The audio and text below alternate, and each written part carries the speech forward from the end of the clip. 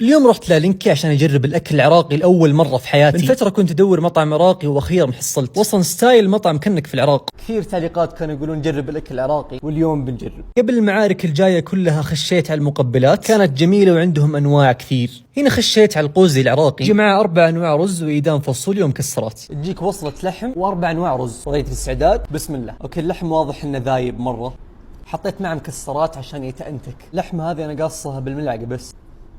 اللحمة اللي حاطين لي اياها اسمها موزة، والحين عرفت ليش اسمها موزة، طرية بشكل. يجي معي دام فاصوليا، اخذ شوية حط على الرز اللحمة المناسبة.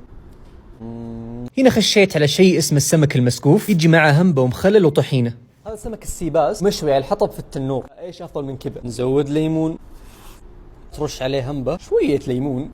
السمك لذيذ مرة. الميزة في هذا السمك انه من برا محمر من داخل طري. هنا خشيت على الكباب العراقي.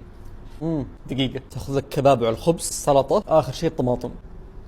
في فروقات لاحظتها بين الكباب العادي والكباب العراقي، اللي يعرف يكتب تحت. حبيته مرة. آخر شيء خشيت على الدولمة، من أشهر الأطباق العراقية. هذا عبارة عن محاشي، في هنا ريش، كل حشوة مليانة بهارات. هذا محشي البصل توب بالنسبة لي. أخذت اللي وصله من ريش. حصلت محشي كوسة.